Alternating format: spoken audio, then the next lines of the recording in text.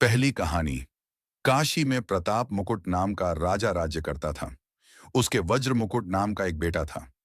एक दिन राजकुमार दीवान के लड़के को साथ लेकर शिकार खेलने जंगल गया। घूमते घूमते उन्हें तालाब मिला। उसके पानी में कमल खिले थे और हंस किलोल कर रहे थे। किनारों पर घने पेड़ थे जिन पर पक्षी चहचहा रहे थे। दोनों मित्र वहां रुक गए और तालाब के पानी में हाथ मुंह धोकर ऊपर महादेव के मंदिर पर गए। घोड़ों को उन्होंने मंदिर के बाहर बांध दिया। वो मंदिर में दर्शन करके बाहर आए तो देखते क्या हैं कि तालाब के किनारे राजकुमारी अपनी सहेलियों के साथ स्नान करने आई है। दीवान का लड़का तो वहीं एक पेड़ के नीचे बैठा रहा, पर राजकुमार से न रहा गया। वह आगे बढ़ गया। राजकुमारी ने उसकी ओर देखा तो वह उस पर मोहित हो गया। राजकुमारी भी उसकी तरफ देखती रही। फिर उसने किया क्या कि जूड़े में से कमल का फूल निकाला, कान से लगाया, दांत से कुतरा, पैर के नीचे दबाया और फिर छाती से लगा अपनी सखियों के साथ चली गई। उसके जाने पर राजकुमार निराश हो अपने मित्र के पास आया और सब हाल सुनाकर बोला, मैं इस राजकुमारी के बिना नहीं रह सकता, पर मुझे न तो उसका नाम मालूम है न ठिकाना। वह कैसे मिलेगी? दीवान के लड़के ने कहा, राजकुमार आप इतना घबराएं नहीं, वह सब कुछ बता गई है। राजकुमार ने पूछा, कैसे? वह बोला, उसने कमल का फूल सिर से उतारकर कानों से लगाया तो उसने बताया कि मैं कर्नाटक की रहने वाली हूं। दांत से कुतरा तो उसका मतलब था कि मैं दंतबाट राजा की बेटी हूं। पांव से दबाने का अर्थ था कि मेरा नाम पद्मावती है। और छाती से लगाकर उसने बताया कि तुम मेरे दिल में बस गए हो। इतना सुनना था कि राजकुमार खुशी से फूल उठा। बोला, अब मुझे कर्नाटक देश में ले चलो। दोनों मित्र वहां से चल दिए।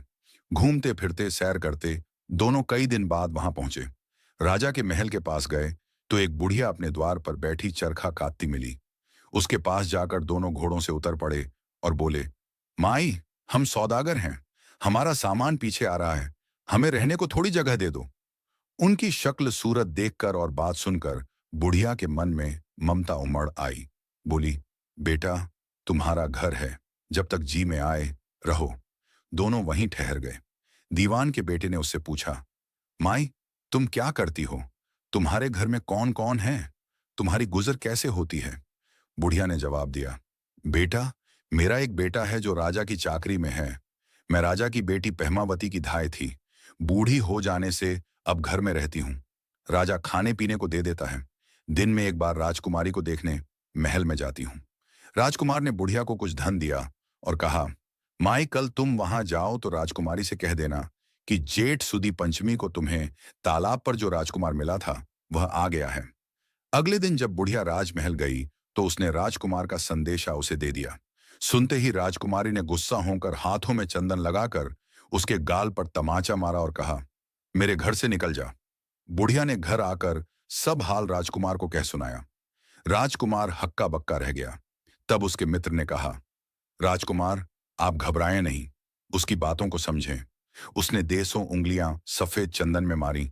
इससे उसका मतलब यह है कि अभी 10 रोज चांदनी के हैं। उनके बीतने पर मैं अंधेरी रात में मिलूंगी। 10 दिन के बाद बुढ़िया ने फिर राजकुमारी को खबर दी तो इस बार उसने केसर के रंग में 3 उंगलियां डुबोकर उसके मुंह पर मारी और कहा, भाग यहां से। बुढ़िया ने आकर सारी बात सुना दी। राजकुमार शोक से व्याकुल हो गया। दीवान के लड़के ने समझाया, इसमें हैरान होने की क्या बात है? उसने कहा है कि मुझे मासिक धर्म हो रहा है, 3 दिन और ठहरो। 3 दिन बीतने पर बुढ़िया फिर वहां पहुंची। इस बार राजकुमारी ने उसे फटकार कर पश्चिम की खिड़की से बाहर निकाल दिया। उसने आकर राजकुमार को बता दिया। सुनकर दीवान का लड़का बोला, मित्र, उसने आज रात को तुम्हें उस खिड़की की राह बुलाया है। मारे खुशी के राजकुमार उछल पड़ा। समय आने पर उसने बुढ़िया की पोशाक पहनी, इत्र लगाया, हथियार बांधे। दोपहर रात बीतने पर वह महल में जा पहुंचा और खिड़की में से होकर अंदर पहुंच गया। राजकुमारी वहां तैयार खड़ी थी। वह उसे भीतर ले गई। अंदर के हाल देखकर राजकुमार की आंखें खुल गईं। एक से एक बढ़कर चीजें थीं।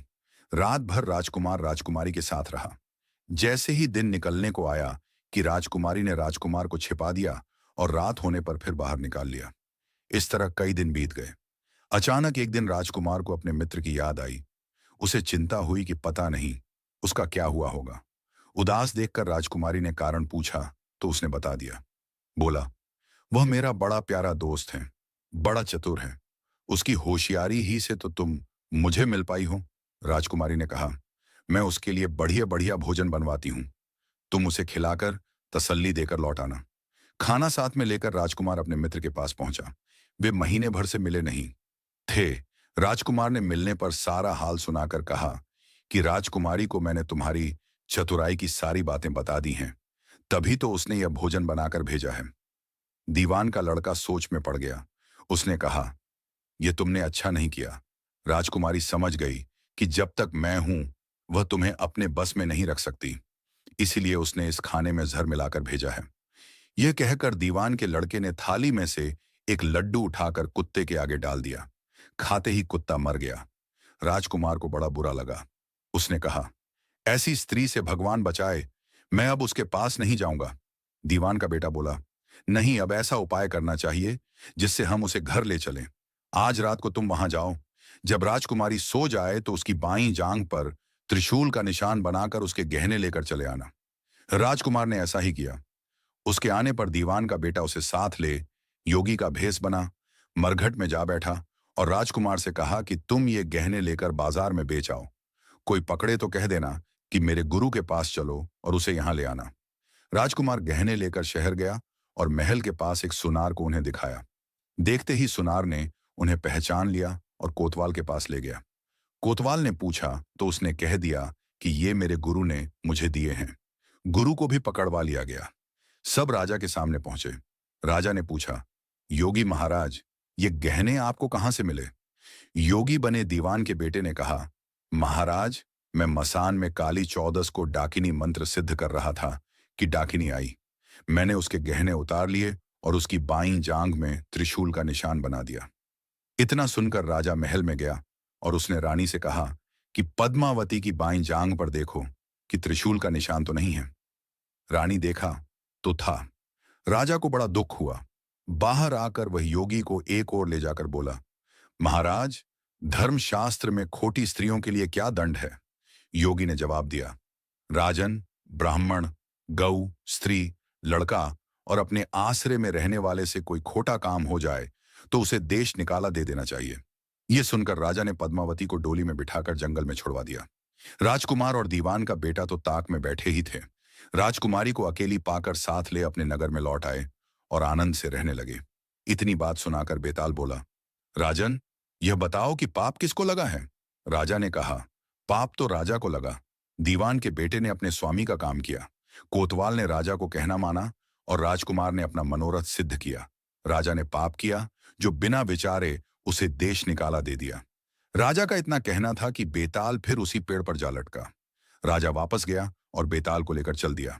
बेताल बोला, राजन, सुनो, एक कहानी और सुनाता हूं। अगर कहानी अच्छी लगी हो तो सब्सक्राइब कर देना और लाइक भी कर देना, ताकि मैं और भी आगे कंटेंट ला सकूँ।